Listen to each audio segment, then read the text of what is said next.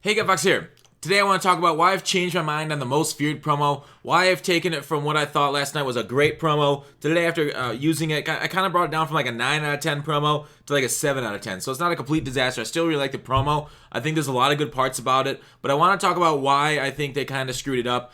Basically, the economics of the program is what they screwed up. We'll talk about the positives up first, then we'll get into the why they and how they screwed up the economics. So if you're not interested in the numbers, you can go ahead and move towards the end of the video where I'm going to rank the players in order of which ones I like. And then I'll talk about Night Train Lane and his legend card too. So it's a kind of a full agenda today on this not quite Market Monday, which we normally talk about topics like this. But let's talk about the Most Feared promo itself. The positives. Of course, the gems being free on their power-ups. That's really cool. I like the RPG element that they're adding to these cards, the stuff that makes kind of like us more invested in the mode, invested in our team, personalizing our cards. So I enjoy that. Although having the gems cost training points on the power-ups kind of weird. I wonder if that's to keep it like from the power-ups being too OP down the road, but you're taking away a sprinter spot. So that's kind of like a strange thing. I never quite got the reasoning for that. I know they have a reason. I just don't buy it. I'm returning that book. I don't buy it. I like all that. The solos that they handed out. They gave us a lot of solos to do, some content to do, and that was fun doing those on stream, enjoying ourselves. So let's go to the economics and why I think they messed it up. Basically, the cards are overpriced. Now, why are the cards overpriced? There's a variety of factors. There's a variety of things that can cause a card to be overpriced. You know, supply, demand, stats, who this card is, how its price floor that they put on the card with a quick sell, so on and so forth. There's a dozen ways that card can be priced and a reason it's priced. Anyways, the Night Guardian sets. We'll go with the Offender first. I'm a little disappointed in the Elite Night Guardian upgrade set. You know what? Let's circle around to the end.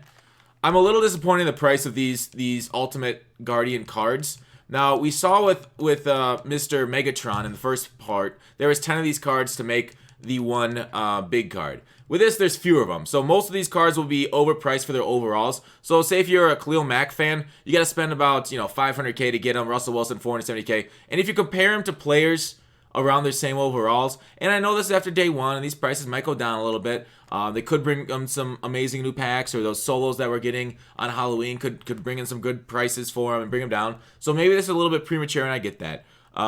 So Khalil Mack, $500K. J.J. Watt, same overall, $400K. Leonard Williams, $266K. Now, Leonard Williams on day one was not $266K, so I can see a little bit of that.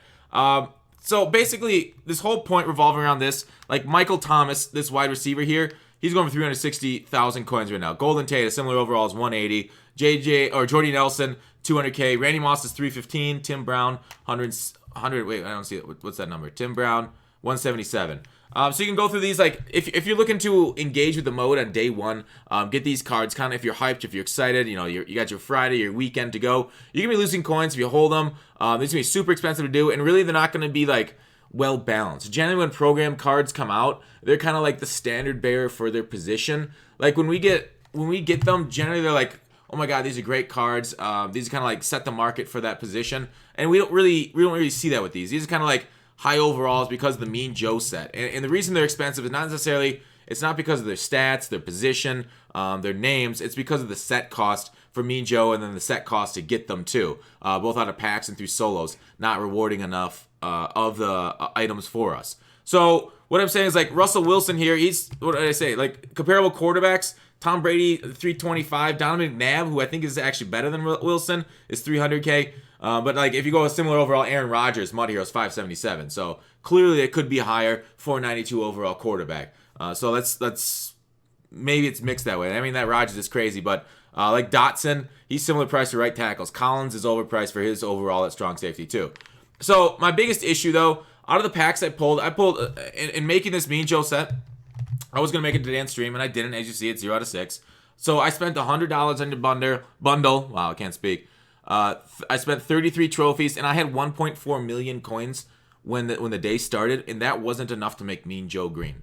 So what I had to do was sell a few cards. I sold Cam Newton quarterback for 500K or something. It was a bit. I forgot. Like yeah, it was quite a bit. And then I sold my right guard. And so I had to sell a bunch of cards, and I still struggled to make Mean Joe. I ended up buying him off the block, buying the Russell, buying the Max, so that way I wouldn't be stuck with these cards who are vastly overpriced, and I could just sell them back when I need to. So that is unfortunate that Mean Joe costs so much. I feel like most feared masters should cost somewhere between 500 and at the top end 900k. So sitting right now at 1.2 million for the master after a whole day of being out there seems a little high. I could see Megatron why he was sitting at 900k because he's literally game changing. This defensive tackle, which will probably be the best defensive tackle in the game until maybe February, going for 1.4. Okay, I mean, or 1.2, 1.3. Sure, but I would prefer it to be like 900k-ish. Really make it expensive, but not like over the top expensive. So you're like, oh, what's 300k? I mean, 300k is a bit. I mean, I feel like that totally changes. So how could they make this better? Like, how can they change this? I think this set is a big one to blame. The gold to elite Guardian. Like 13 is quite a bit to get from gold to elite. I wish they lowered that down to maybe even 10, 9. And to make a lot of these things cheaper, because golds are spitting out the pack. Golds are going for what 3 to 4k.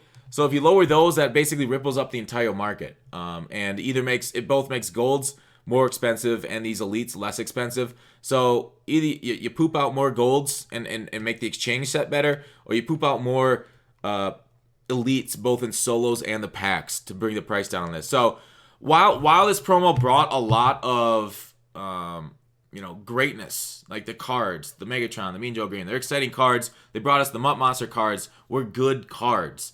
The economics kind of really held us back on the second portion. So not being able to make the Mean Joe and really, with that money I spent, that $100 and the 33 trophies and solos, I was only able to complete Khalil Mack, and then I had 1 high overall and 2 low overall left for Collins. So that was kind of disappointing. I wasn't able to really fully engage and make the master, even with that amount of spent. That amount, I spent all the money, all the bundle, the one bundle I can do. And I did the solos. I even used head-to-head. I used head-to-head series trophies, and I still wasn't able to get him. Seems a little like I wasn't even halfway there. Like I had Mac and a portion of Collins done. I still had to get Dotson, Harrison, Thomas, and Russell. So not even what I would say it was 33% of the way there through all that, and I had to spend millions more or $1.5 million more. So that's unfortunate. So yeah, that's how it's pretty easy to solve. It's kind of unfortunate that such a good looking promo was ruined by the economics, but hopefully it's a learning experience. Like when you put out a set like this, when you put out a promo like this, maybe make a cheaper set. Or maybe make your packs and solo spit out a couple more elites each. All right, let's take a look at Night Train Lane. Let me know in the comments what do you guys think of most feared overall so far. The limited time legends, of course, don't get me started on those. I still hate those price floors on those. Let's go over to Chrome. Look at the legends for week 7. We got Shockey, solid looking card, 6'5". He's slow. It's unfortunate to run with an 8.2 speed tight end now, but 94 catch traffic, 6'5" is nice. Spec catch 90. Route running hits that threshold. He get playmaker if you want him.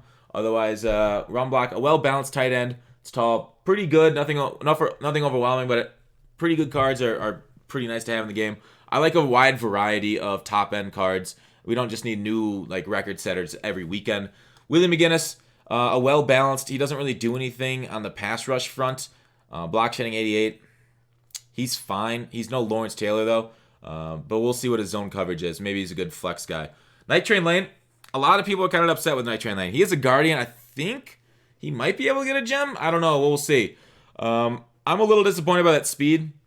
In my opinion, it should be 91 to 92. Because 89 speed is not good right now. It's okay. But it is, you got Tyreek out there burning people. You got Kelvin at 91 they just put out. Taller. So 6'1" cornerback, he better be able to hit hard. But we launched with safeties. Like, what's the point of Night Train Lane when we got Dawkins out there, Sean Taylor out there?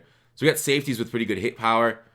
So that's very meh. Man zone coverage. It's a very meh looking card. When Megatron is a 94 and this is the counter to him, I don't know what the stats are that made him a 94, but. Yeah, it better be juiced a little bit. Anyway, so that's unfortunate. Now let's rank the Night Guardians. Well, I'll go 1. Or let's count it down from 8 to number 1. So number 8, I'd put Harrison Smith. Too slow. Don't like him.